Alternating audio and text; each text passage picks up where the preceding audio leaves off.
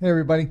Thanks for joining us on Doc Talk. And today's talk is called Unleashing the Goddess Within.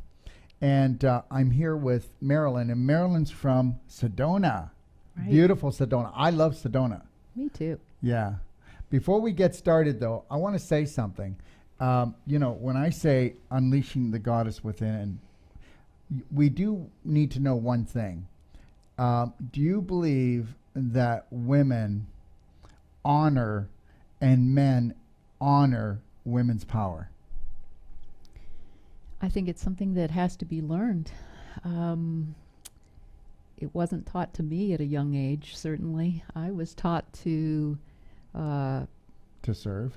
No, well, that too. I was taught children should be seen and not heard. Yeah, but as a woman, you were taught that you But would as be a woman, server.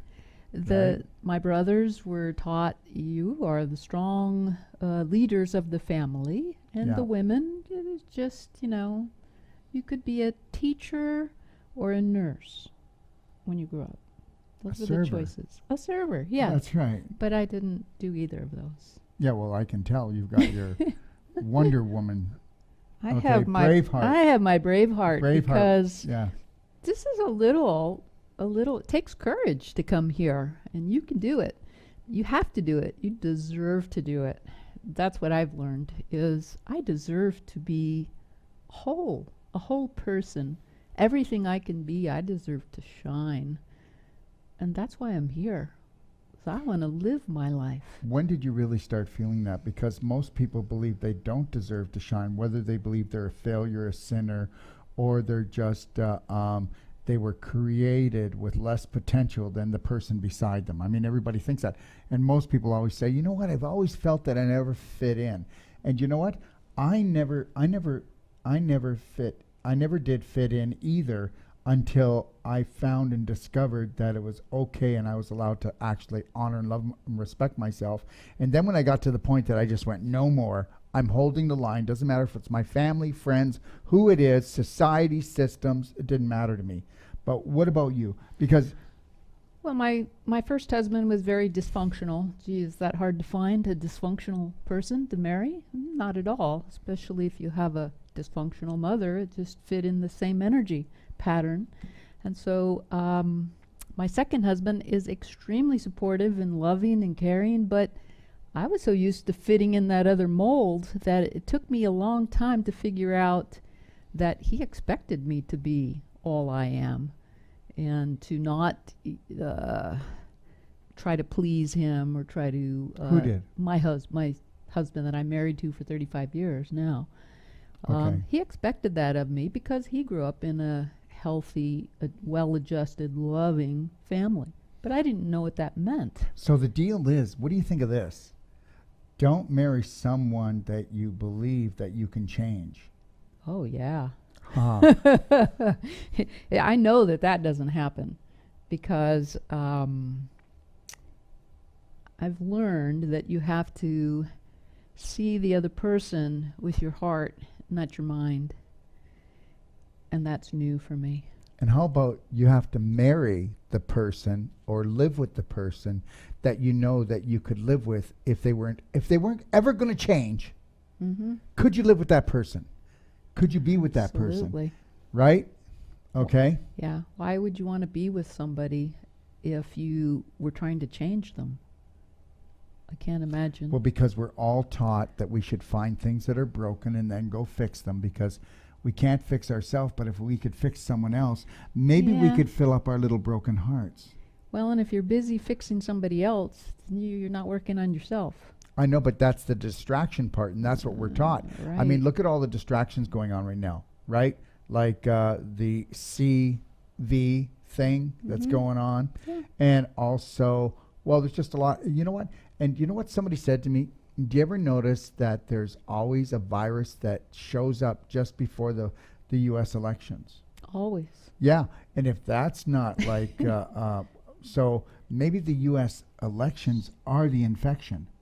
Oh, I'm sure of it. Yes. Okay, all right. But they don't really run the country anyways, so No, they don't. No. They're just, yeah, anyways, that's another topic. that's another topic. Yeah.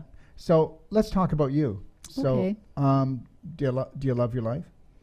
I do. I love it, and I'm excited by my life every day. Yeah. And I've always had a lot of high energy, and I'm having even higher energy after a couple of treatments here.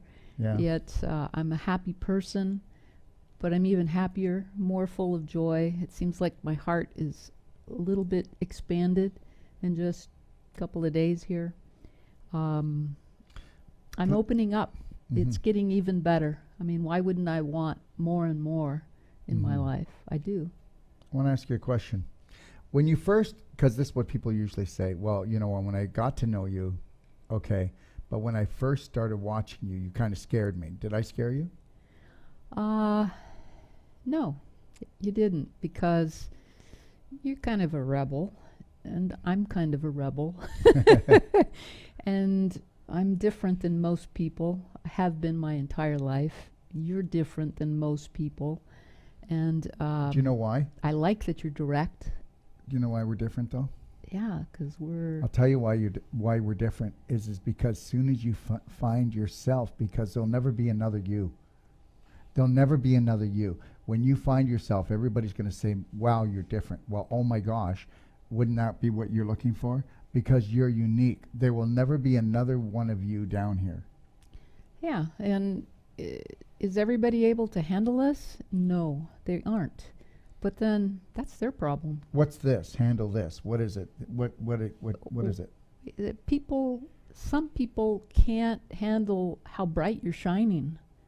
They can't handle your light, and it scares them.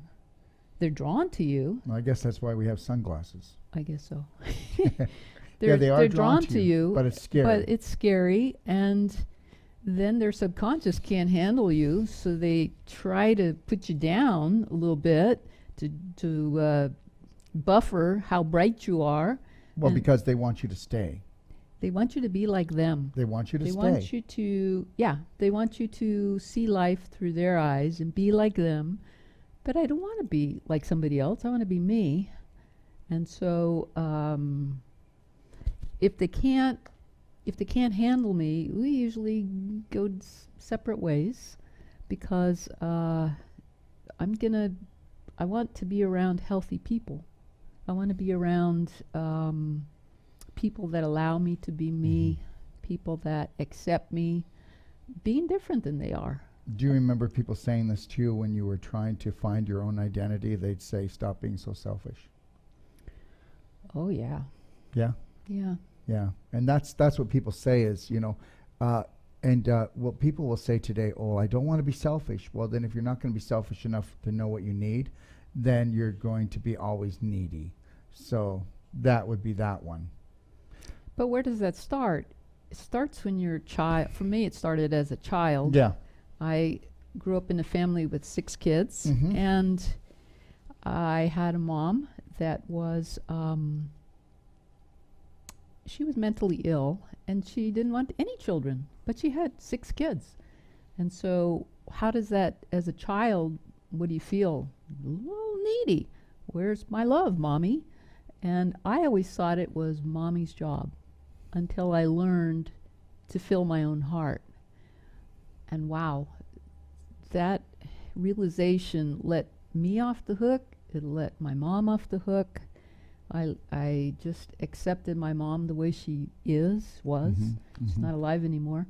But I accepted my mom the way she was, and it was really freeing for me to realize I'm in charge of my heart, filling my own heart, loving myself, and I can completely do the job. Beautiful. So let me ask you a question. So let's try to take you through being a little girl,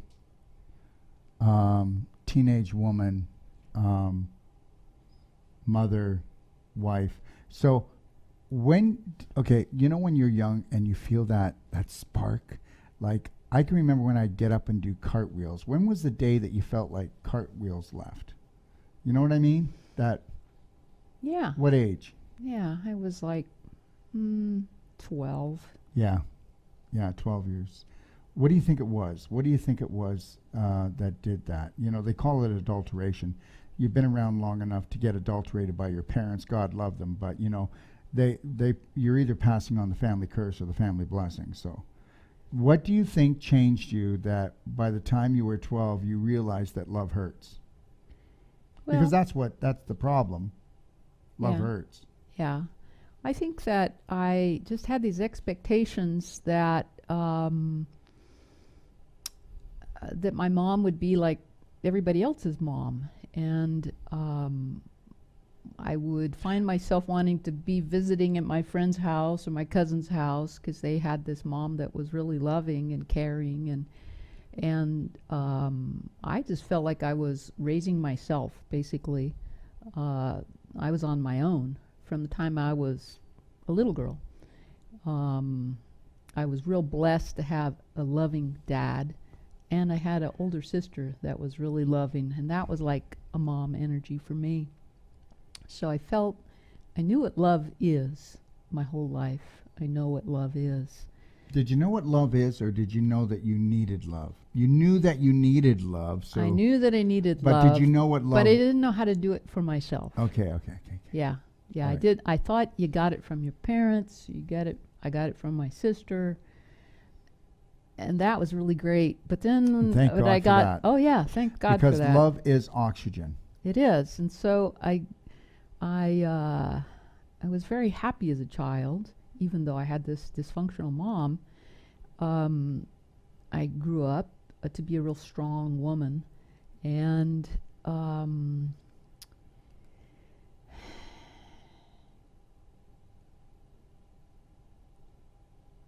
I guess I expected other people to fill my heart. I looked for my first husband to fill my heart.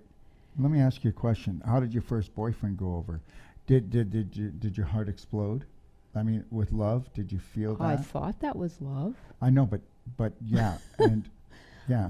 I think that I thought that when we got divorced that I was just going your to. first boyfriend became your husband? Yes. Oh, wow. Oh, yes, because I was Catholic. Yeah, well, good. Okay. You know, Yeah. you have sex with somebody, you got to marry him. Well, you know what? God's sake. You know what? It's like the roll of the dice. You know, it's the craziest thing, but everybody has come from the same creator. Yeah. And then you get down here, and then there's 1,500 different religions, and some religions, you know, you can have as much sex as you want, and then other ones you can't, and then the other ones it's death do you part, you know, and boy, that's a killer. Yours was death do you part. It was a killer. Well, you know what? For 10 years, I I put up with that BS. You know what I said? I said it was a priest that wrote it because a priest never gets married. That's right. And it was a priest that wrote it, and what he said was, until death do us part. Well, because not going to get married. And then the other thing is for richer or poorer. I mean, you know, come on. I mean, really, are we going to limit ourselves here? And then what is the other one? In sickness and in health. You know what? No offense, anybody, but I'm not going to go and marry someone or be with someone that doesn't care about their health. You know. Well, you marry somebody who's an alcoholic, and I did. luckily I found another alcoholic who was. But she didn't know she was an alcoholic. Did he know he was an alcoholic? Oh, heck no, he didn't have an alcohol problem. No, either did, yeah. But I was real lucky. This other friend from work told me, you know, you need to leave that husband of yours, and if he wants to quit being an alcoholic, then, you know, maybe Yeah. you take him back, but he's never going to change. And I worried over it. I had 2 children, and You just were so full of guilt. I was just so full of guilt. That's it. And I said, yeah, I think I better leave him, you know, and see what happens. Well, it took me like 3 times of leaving him to finally really do it. I know, but that's great. 3 times. That's amazing. And then we got divorced, and you Okay. know what? He never did change. And No. and before he turned 60, he died of cirrhosis of the liver. So do I feel like, wow, did I make the right choice? Yeah, I did. Because he never stopped drinking, and he never changed. And God love him, you know, the Yeah. torture that he went through. But the reality is he was going to do that torture with you or Oh, without yeah. you. Oh, And yeah. that's all I want people to understand here.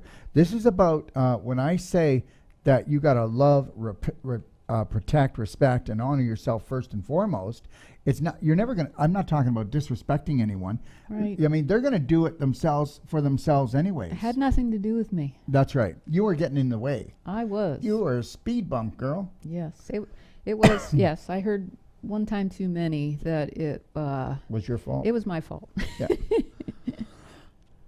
It usually is, isn't it? Yeah, but whether I was there or not, his behavior didn't change. But it wasn't my issue. It How was many his. children did you have? We had 3 children together. Okay. One didn't make it, and but then it was, a learning experience Yeah. for me, and Yeah. I moved on with my life, and I think everything is a learning experience. it is And if you can take the learning and forget the burning, right. because I don't know why, but especially your religion teaches you that the more you suffer, the closer you are to God. Oh yeah. And my Suffer father was a big word in our family. My father was a pastor, and we were Christians, but we were born again Christians, right? Yeah. And suffering was the way, and poverty was really the big one, right? Well, I was Because the meek shall inherit the earth. I was the fourth child in our family of 6, and the minute I got divorced, all my brothers and sisters got divorced because I was the first one strong enough You to gave stand them up. approval. I did. I said that I can't live like this any longer. And the minute I did it, every one of the other ones did it right away. Yeah. And you know what? Thank God. Oh yeah. Thank God that you gave them the approval. Well, and I trust God. I believe that when you close one door, another one opens, and the husband I'm with now for 35 years is 100 times better than the first guy. And I mean this in the best way, though. Yeah, I really do. But there's religion that will help support people and make people feel stronger, and there's good and bad in everything.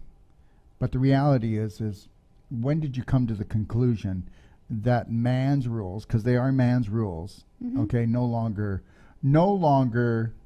had a place in your life? Well, I got told one time too many by the pastors or the priests how to think. And I didn't need anybody telling me how to think. I think for myself. What am I going to do? Die and go talk to God and say, whoa, that priest told me to do that, so, it's his fault. Mhm. No, I take responsibility for me. And I don't need to have anyone tell me how to think like that. And so That's probably when you started to really turn around, when you decided Yeah. it was a self-serve job, loving and health, right. right? Absolutely. So Well, the health took me a little longer because, you're brainwashed with that your whole life. You go to the doctor, and the doctor has this, God complex, usually, and they tell you what to do, and you need this antibiotic, and you need this surgery, and I jumped through the hoops. can you tell us what the hoops were? Oh, Can yeah. you kind of give us a history of what happened? Because that in itself becomes a domino effect, doesn't it? Yeah. Every time that you opt into something that's medical, you're opting into it's like a pool game. It's like you're taking this shot, but you're trying to prepare for the next shot.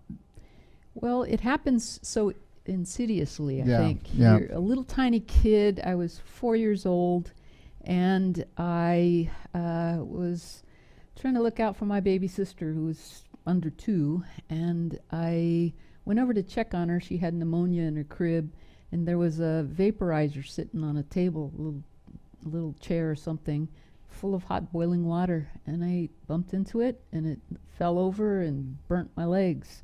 2nd-degree burns all over my legs. So I was hospitalized, and from that very early age, I learned the doctors control your health decisions. Yeah, I got it. So that was very young. That's how I learned that. Mhm. And then broke my arm the first time, and that was a surgery. Just a simple little break. Well, it wasn't real simple. The 2 bones crossed over on top of each other, I guess. Do you know what you do? And I mean this, everyone, so you may not like this. But do you know what you do when you're the caretaker and you don't get the love you need? Yeah, I do. You burn, you you- break. You burn and you break yourself. And you look for love. Well, that's how you get it. That's how you get it. When know. I was in the hospital the first time with the burnt legs, Daddy came to visit. That's And right. Daddy brought me a little goodie bag. You'll never forget that. I will never forget that. It happened my whole life. And from the time the next one was, the arm break, where the cut hand with the stitches, and Daddy took me to the get the stitches. And when I had my neck surgery, Daddy came, and I had the big brace on my neck, the Philadelphia collar, and Daddy fed me soup with a spoon in Let me my ask mouth. you a question. Don't you think it's ironic that until you learned that, until you feed your spirit by that love is a self-serve job, you can't heal your physical body, and you'll keep on You'll keep doing that cycle. you'll keep on doing that cycle. You'll keep doing that cycle. And yeah, you're looking for love in all the wrong places. Are you going to break out in a song? Okay, so listen. So where are we now? How old are you? Let's see. So I had the broken arm. They, some of the things my mom told me, I don't know that they're true or they're fabrication of her Well, they're own mind. her perception. Her perception. Did you ever notice that there could be 10 people in the room, something happens, and everybody tells a story differently? Me and my brother, we were talking about things that happened to us when we were younger. Mm-hmm. And he goes, no, it was me that said that. It was me that done that. So, Yeah. and you know what? I'm going to tell you something. It's not about, what I learned from that was that every time that me and him thought we both did something, it was when we were the hero of the story. We both thought we were do you understand? Yes. And only one of us could have done these things. But guess what? So what I'm trying to say is as long as you can own the story and it makes you feel good, who cares? Oh, definitely. It's owning a story that might be true or not true that is actually making you blue. Absolutely. Yeah. Yeah, with the Braveheart program, I learned to erase and replace. And I told the story, and I realized I had to keep telling it because, it's your life story. It keeps coming back up. Change and you the have story, rewrite that yeah, sucker. so you have to keep rereading it, what you've changed it to create that new story, and it really works. I made a book. I made like your books. I made, and I had it printed, and I keep it, and I read it and reread it, and you know what? It's rewriting my memory banks. Can I and have a copy? Yeah, I got it over there. Can we make a copy? Yeah, you can. It's beautiful, and I love it. The chapter on my mom, she comes down like Glinda, the good witch from The Wizard of Oz, and I see her coming down, and she's happy and loving. And I just rewrote that she taught me from the time I was a little girl to Right. love and honor Right. and respect myself, protect and forgive, and that it just came from the time I was a little girl. What a beautiful way to grow up. And that's my memory now. And when I think about my mom, I don't focus on those memories that were dysfunctional. I focus on how it could have, should have, and would have been growing up in a healthy, happy, functional home. How did you feel when you finally realized that on a physical level, pain is your friend, not your enemy, and that on an emotional, mental level, that your imagination is your greatest creation? Well, I had a life-changing experience when I was 40 that taught me that. Mm-hmm. And my father had just died previous to that. Mm-hmm. And it, of course, manifested in an illness for me because... What illness? Uh, Because depending on the emotion, Yeah. would depend on the illness. So what was it? It was, started out, they couldn't figure out what it was. They sent me to Stanford Hospital in California, and they said, we don't know what's wrong with you, but it's the worst case we've ever seen. Come back in 30 days. And I said, my husband and I looked at each other and we said, I think, what if she's not alive in 30 days? Can't you send us somewhere else? Yeah. And they thought that I had undifferentiated connective tissue disease. I had positive antibodies, Guess what? anti-nuclear antibodies, and all this stuff. Your tissues were falling apart. Your mitochondria was falling apart. Everything was falling apart because your daddy was the one that saved you every time you got hurt. That's right. My daddy died of scleroderma, a connective tissue disease. So I wanted to be close to my dad because I love my dad. I wasn't ready to let go. There you go. There it is. Yeah. And you know what she just said? That's the everything of everything. Mm-hmm. So they told me I had a connective tissue disease, and my doctor told me she started bawling her eyes out. And I said, holy moly, what's she doing? But I was already on my spiritual path by this time. And so I said to myself, look, if you focus on going to every rheumatologist and doing all these tests and taking the pills they want to give you, the steroids and things, you're going to get worse and you're going to end up just like your dad. So I said, no, I'm not going to do that. I'm not going to focus on being sick. I'm going to focus on being well. And I started doing positive affirmations, and I started taking little baby steps. And I was so sick. I was on oxygen. I was in a wheelchair. I couldn't walk. And I used to run 50 miles a week. I was like at the peak of my health at 40. And so I said, you know what? I can't walk, but So I'm you going to gotta be- learn to walk again. And I did. And no, you learned how to fly. I learned how to fly. But yes. see, are you emotionally, I want to ask everyone out here right now, are you emotionally prepared not for when people die, when they decide to get rid of the vehicle and go? And you know what? I am going to be showing you that Dr. Klinghardt, okay, and I'm hoping to have him on a show. He actually shows with Carillion photography the spirit actually leaving the body. All right? There's so much documentation on that. Nobody's going anywhere, you know. Everybody who leaves here is going off to another adventure. And you know what? We talk about things that that were eternal, that were spirit. But guess what? How many people actually embrace that so that when a loved one goes, they don't go boom and give themselves cancer or connective tissue disorders? That's right. Well, my very favorite, my big sister, the one I love like a mom, she died 3 years later. But I was ready for that this time.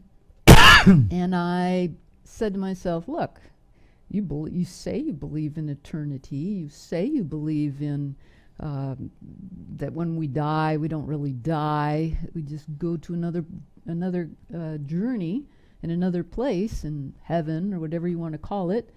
So are you gonna walk your talk? Are you gonna believe it? Because if you believe it, then you're not gonna grieve for your sister like you grieve for your dad. And I did it successfully this time, and I didn't get sick. Why can't And I hardly even grieved, you Yeah. know? I mean, I'm not a cold person, but I believed with my whole heart. Oh, wait a my minute. Hold on a yeah. second here. I'm going to miss people that leave. I'm going to feel it in my heart. Yeah. But guess what? Just because you're not in pain and suffering, okay, has nothing to do with whether you're cold or not. No. I mean, every family believes they know what love is. Good luck with that. Next thing is that every family has, every time, like if you did one thing in your family, we did the same thing. Your family might banish you for a year. My family might say, hey, why'd you do it? Please don't do it again. You know as well as I do, you went to other people's families when you were a little girl because the actual judgment was not there. They were Right. like, in your mother's case, there was a lot of judgment that she put Yeah. on you. So you wanted somebody else's mother because the judgment was less. Right. So, I got to tell you something. Rules are for fools. Rules are for fools. And that's why, you know what? I've totally walked away from every system, every man-made system. I don't want it. It's contaminated. The only one I do is giving them some income tax every year to keep them off my door. You know, that's kind of like your penance for being here, right? But you know what? If we were all get together, that could be abolished too, because it's not supposed to be there. But the reality is we're not going to do that. There's systems and What are you going to do? What are you going to do for you? What am I going to do for me? Yeah. I'm going to be true to myself. I'm going to live my life. And yeah, I got to pay taxes and that stuff too. But I'm not going to join groups that I don't believe in. I'm not. Almost every group you join, it can be helpful at the beginning. But if Yeah. you stay too long, they get you. You know what? Yeah. We Well, don't. Yeah. You retire and you think, oh, I'll do some volunteer work, you know, help my community. And I did that. And then all of a sudden, a part-time volunteer position, I found I was working 50 hours a week. And they wanted me to take incredible responsibility and more responsibility. And I said to myself, what are you doing? You came here to Sedona to enjoy life, to hike and to You get came healthy. to be the gift. Yeah. And you know what? I'm going to tell you something. When you find your gift, share your gift with the world. But the reality is now we're back to this. You've got to be selfish enough to meet your own needs and make sure that you have that experience called joy every day. You know what? I'm going to tell you, it didn't matter if you did 10 hours or 50 hours, you didn't get any more out of it. And the reality is you know what systems do? Is the more that people will give their time, the less that systems will get money, the less that will be. Yeah, I don't want to get into that part. Yeah. The reality is this: do what makes you feel happy. Yeah, I want to. That's reality. I want to find my joy every day. I like to wake up every morning, be in a loving relationship where we're both happy to be there. And I'm not with my husband because I feel stuck to be in this relationship. Yeah. I'm with him because we're both who we are. We're accepted for who we are. Can I say that you're kind of come together? You're spirited beings in having a physical trip, coming together, and actually knowing that you're there to assist each other. Not, because most people, in most relationships, after a few years, they henpeck. And then they have the same conversations and they can't work out the same problems, right? So I can say that, you guys actually know that it's supposed to be fun. It's supposed to be fun, and the really funny thing is we had a child together. My youngest is now 30, and I watched my husband, my second husband, teach him how to grow up, learn from his mistakes without being punished, without judgment, without. Oh, what a beautiful thing. What a beautiful thing. And as I world that would watched be. him teach my son, I learned for myself. Yeah. Oh my God, this is how you're supposed to do it. This Yeah. is how you love your son and teach Yeah. him. We all make mistakes. I didn't realize Oh, it for was gosh okay sakes. to make mistakes. Well, you know what? I don't remember being here before, and guess what? You got to make thousands of mistakes to become a master at anything. Mhm. And you know what? Thank you very much, church, for polluting the whole damn thing. Not all the churches, but most of them. Okay? Because we're not failures and we're not sinners. And you know what? You're only a failure when you stop. I used to have to go to confession every week because my parents were fanatical Catholics Yeah. and church, and we had to go to Mass every day, 6 a.m. before I ever went to school. I mean, real fanatical. And I was a little kid. What do I know about sinning? I used to make things up. I'd go Yeah. into confession and I'd say, I'd make something up because I didn't have any sins. I mean, I was a little kid. I didn't know what a sin was. And so I would just make something up because I was expected to go in there to that confession booth. And how ridiculous is that? So, do you want to know why we're talking about all this? Because your personality shapes your reality. Let's talk about your surgeries. Okay. Let's talk about why you had so many and why Yeah. you made the decisions you did, and then how you ended up here. How's that? Okay. Yeah. Let's see. Well, the last couple of ones have been interesting because I turned the corner and I learned it was okay to say no to the surgeons. I broke my wrist again for the second time 3 years ago. Well, did you think it was okay to say no, or did you finally get to the point that you realized that surgery wasn't the answer and it was just their answer? I learned that it was their answer and that they weren't always 100% honest with you, and they were self-serving. I mean, they're a surgeon. What do? They cut on you. And so I went in to see this, to check and see how my wrist was doing, because it's a little not exactly perfect, but it works. There's no pain.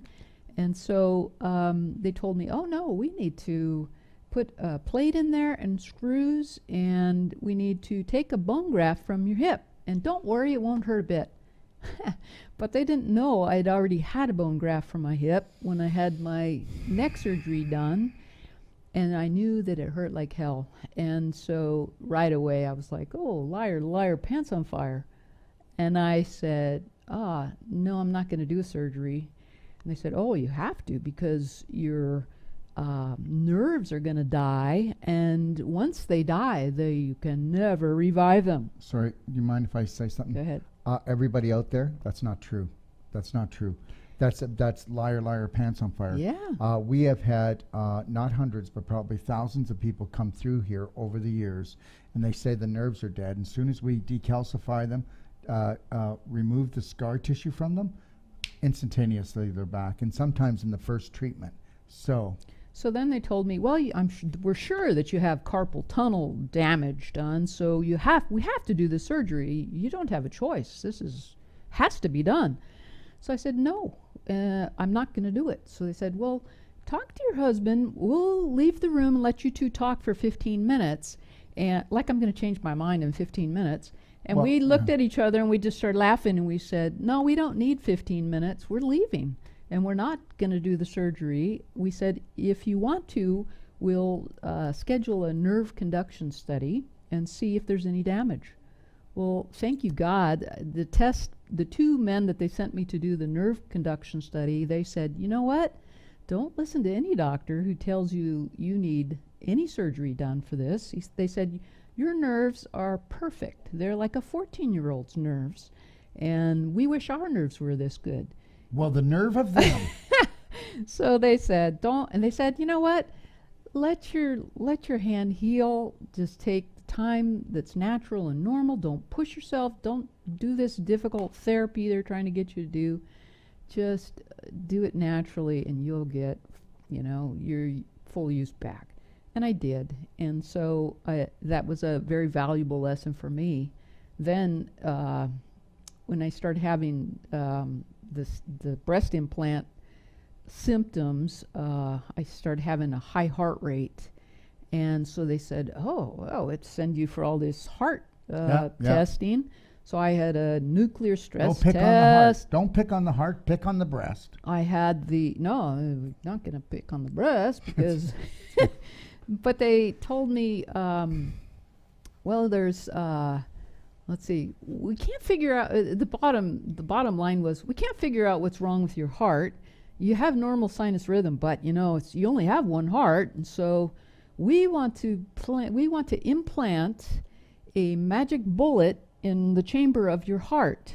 We'll shoot it in there, and then we'll have a 24/7 monitor of your heart, so that when you do have an AFib, or of course I haven't had any, and after a 30-day monitor, do and they a not 3-day realize monitor, the damage that causes? Well, what I said to myself was, well, no, wait a minute. They're going to bullet shoot to the this heart. magic bullet in my heart. Yeah. How are they going to get it out? Yeah. They're not. This is going to be a permanent fixture in the heart. Once they put it in, it's in there. Once you put something in, it causes an inflammatory response that's so huge. The body does overcompensation, and it takes scar tissue, wraps it around, and calcium. And you know what? It's just like rebar in cement. Go ahead and try to get that sucker out. Well, I didn't trust this doctor, so I fired him. And I just said, there's nothing wrong with my heart. That's not what it is. It's the vagus nerve is frozen.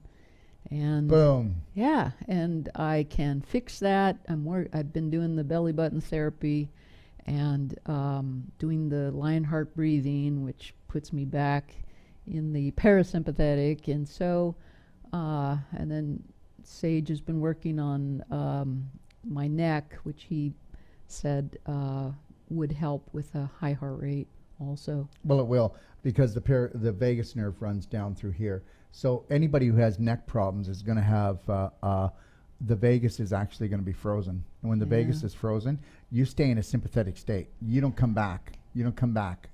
So you've got to.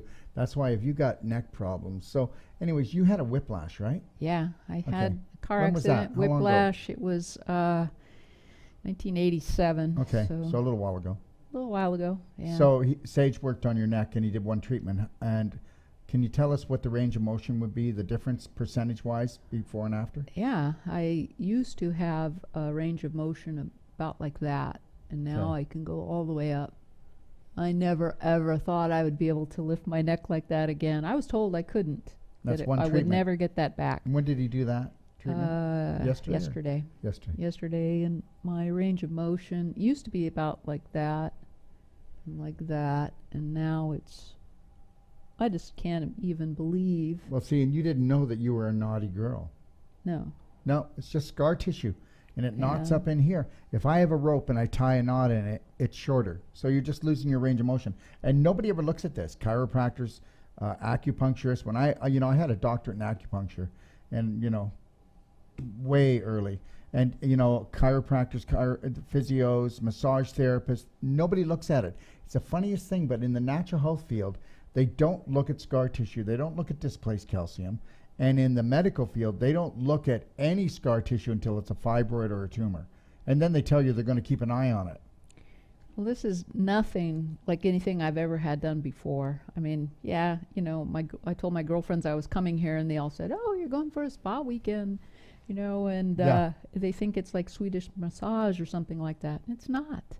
It's nothing like that. It's very deep to get to the But it's all precise. all that tied up scar tissue that's just knotted up inside me, and I had a body full of it. It's called non-surgical for a reason. Yes, I had way too many surgeries and looking for love in all the wrong places. We're going to sing this song at the end of here, okay? And now I know that's not where you find love. There I you can go. find it Okay. myself. So what else did he do? Oh, he worked on your... He worked on, let's see, did on the chest. And since I've been watching Dr. Wolf's YouTubes, I had started to work on my own body. I started saying, well, you know what? I'm just going to start touching myself and feeling where it hurts, because I can find the scar tissue. I can begin to find it Yeah. myself and start to work on it. So You when got to be your own detective. So when I get there, they'll be able to do even more, because I was so full of pain. I didn't even realize it. I mean, how Physical often blocks how on top of often physical do you blocks. touch yourself? You don't. We're like, we don't do that. But I learned that when I was working on the rebounder, to just spend some time feeling my lymph nodes.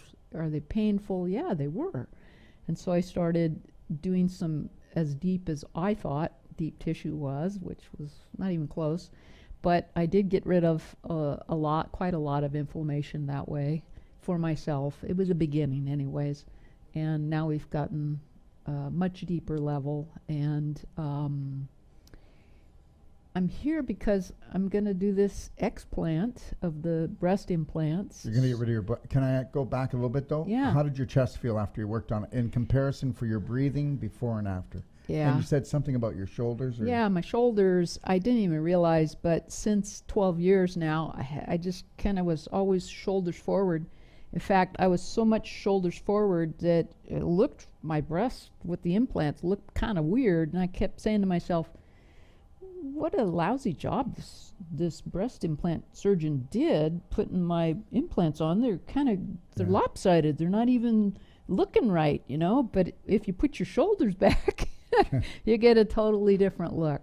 And of course, that's how they're supposed to look, with your shoulders back. Yeah. But I couldn't do it because I was like so traumatized by that surgery, by that mastectomy, that I was shoulders forward tight tight, tight, tight. Everything was tight. And so Sage opened me up. I got my shoulders back. He worked the breastbone area, and it took all the tightness out of my lungs, because my lungs were contracted. The implants are contracting down on my chest. They're contracting the chest muscles. They put the implant in between the chest muscles, and everything was just tight and contracted. And now I've got, like, it feels like 100% ability to breathe, where it felt like when I lied down to sleep at night, that was the worst. I felt like I had a difficult time breathing, like maybe my ability to breathe was down to 30%. So I had to put my bed up on a wedge, to be able to just breathe, to go to sleep at night, because it put me in distress. So anyways, we know that the breast implants have to do with some of this, but so you're here to try to get everything loosened up, get yourself, bring up your vibratory level, bring up your health. Right. Now, you do know when they take out these implants, right? When are they doing that? 2 weeks after? Yeah. Well, 2 weeks after when I they get heal, home. if you can come see us, whether it's in Florida or California, we'll need to go back in there, because once they take those out, the body always overcompensates. I mean, surgery is the worst scar tissue. So once they go in there and it's completely healed, we'll go in there and get rid of all the scar tissue. And because of your lifestyle and your attitude of gratitude, we'll go in there, and one treatment should be able to get rid of 80%. And then you can use one-shot bottle therapy, which Sage is going to show you, and you'll go in there and clean up the rest. Because we'll take that, make 1,000 islands, little islands, and then you'll go in and you'll clean up the rest of that. Because what people don't understand is even when the implants come out, it leaves massive scar tissue. Oh, yeah. Yeah. Yeah, in fact, the surgeon talked about that, as well as my functional medicine doctor said, yeah, after you get those implants out, you're going to have to get rid of that scar tissue. Yeah, you will. Yeah. So, using DMSO, padding and the clapping. So while you're here, we're going to teach you myself or Sage, we're going to show you how to pad and clap the whole body. And believe it or not, you do the one-shot therapy, which we're going to teach you. You do the padding and the clapping, and you just rock that world. You know what? I'm going to tell you, there are so many things that you need to learn, and you know what you just said? Touch yourself and touch your children, touch your husband, get your husband to learn how to touch you, and you touch him, and you go in and fix each other. You've actually been crippled for a reason, so that, guess what? You're only good till the next treatment. So, I'll go for a treatment, then I'm going to put it off even if I'm in pain, because I don't want to pay for another one. And that's why people come here for personal treatment and training. They come here to learn to take it back. Because we deserve to. The world will be fine, you know what? When you pull your matrix cord out of the back of your head, the world will find its way. It doesn't need your money. So, what do you think? Yeah, well, I thought I couldn't afford to come here.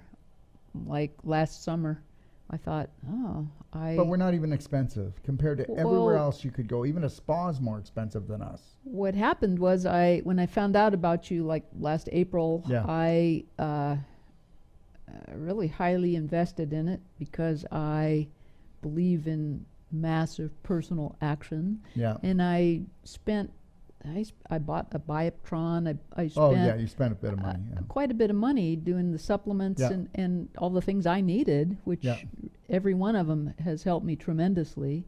So I needed them. But had I spent that money on coming here first, I would have, whatever. Rocket shipped. But it happened the way it happened. And when I started the Braveheart, I realized you deserve to heal.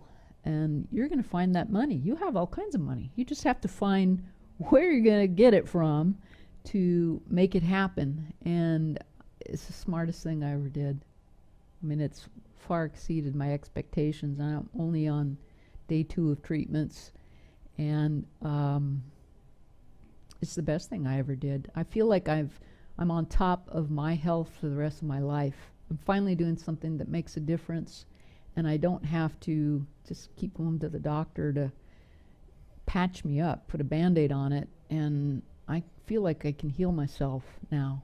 I'm on it. I've got it figured out. You are it. I am it. Right? The It's body like this, heals. 3, 2, 1. Right. No more procrastination. And it's not procrastination, isn't it? It was hesitation. Because we're not really procrastinating. It's just that when you hesitate for more than a second, your subconscious takes over and says, "Ooh, that's new. Don't like it. Don't like it. Not doing it." Too scary. Yep. I don't know what it is. Your subconscious is the dumbest part of you or the smartest part of you, depending on not whether your beliefs are smart or little dumb. Yeah. Diddle dumb. Diddle dumb. Yeah. Yeah, it's really kind of funny. So you're liking it here? You love the condo or like the condo? I do. Or? I love it. Yes. It has everything I need. I feel very comfortable.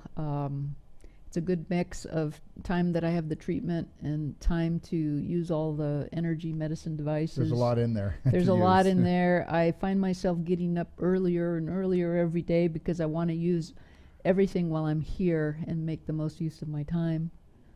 And I'm not here to watch TV or, go visit the town, although I'm sure some people do. It's beautiful. I'm sure some You'll people do. want to go down maybe. Or And maybe not. You know why? You're from Sedona. Why would you? It's so beautiful in Sedona. It is. Yeah. It's equally beautiful here. It's Yeah, very, very yeah. pretty.